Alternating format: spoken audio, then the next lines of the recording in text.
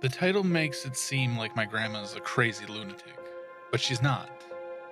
I'm not really bothered by her keeping me with her all the time.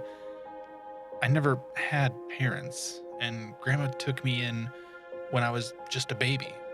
She never really told me my background story and refused to. She was very touchy on the subject, to say the least. I wondered my whole life why she was so sensitive about it.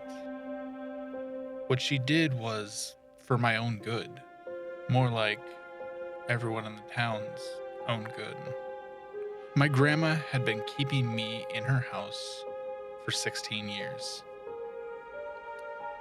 She has homeschooled me and taught me certain things, but there was some strange stuff that she would mention. She would tell me to never look at the full moon, or very bad things would happen. I never knew what she meant by that. Now, I know. I wish she would have just locked me in her basement for all I care. It was my 16th birthday just a couple days ago, which was a really big deal for my grandma. She told me she never had a sweet 16. I told her if I could have the neighbors over for a party. She looked at me dead in the eyes, grabbed my shoulders, and said, No, dear. Today's a very special day. No one can ever see you, especially today. which sounded odd to me, but I brushed it off. She was getting older by the day, so I thought her age was catching up to her mind. Poor old thing. Although, I've never seen another human person other than my grandma and the TV. I was starting to grow more curious. The hunger, the urge, is growing as the days go by. My grandma made me a beautiful cake. It was vanilla with light, fluffy chocolate icing. Pretty plain, but it was my favorite. It was laced with 16 baby blue candles. I blew them out, and we each had a slice. What else do you want to do for your birthday, dear? We're running out of time. The days are running out quickly. Can we watch a movie? Sure, dear. Anything for you. We ended up watching 4. The Notebook, Big, Indiana Jones, and American Werewolf in London. My grandma wanted me to watch it to take notes. I really liked that one. My grandma had a worried look on her face the whole time. Later that night, I was about to go up the stairs when I glanced at the window next to my front door.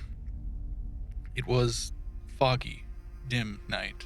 There was a beautiful full moon outside. I couldn't stop looking at it. I tried to, but I just wouldn't pull away.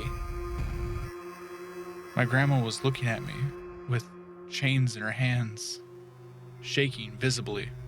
Grandma, what's happening to me? I asked.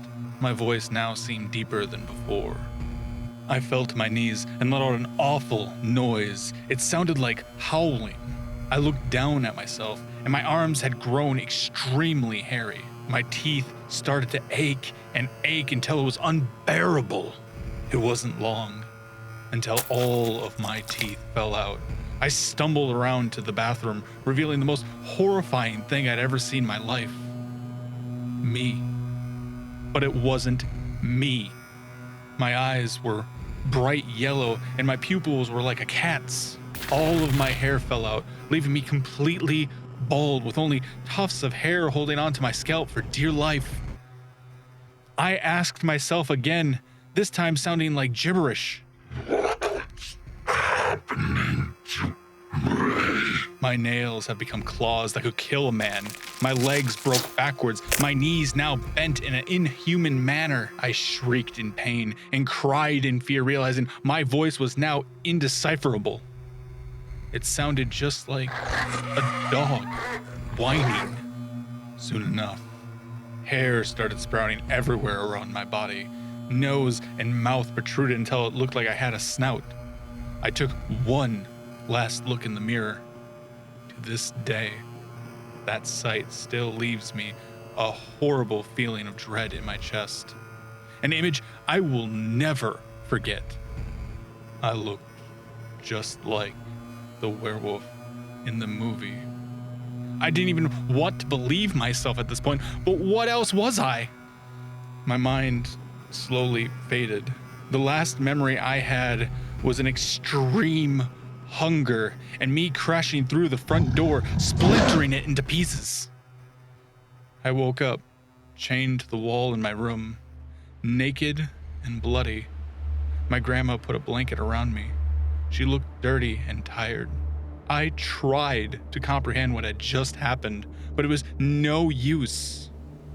What the hell just happened? I then noticed 2 mutilated corpses, limbs scattered around the floor. I screamed, relieved that I sounded human again, but haunted by the fact that the first humans I ever saw, other than my grandma, were dead. My grandma tucked my hair behind my ear and said, It's okay, dear. It runs in your family, apparently. Don't feel ashamed. You were just hungry. That's all. "What am I?" I cried shakily.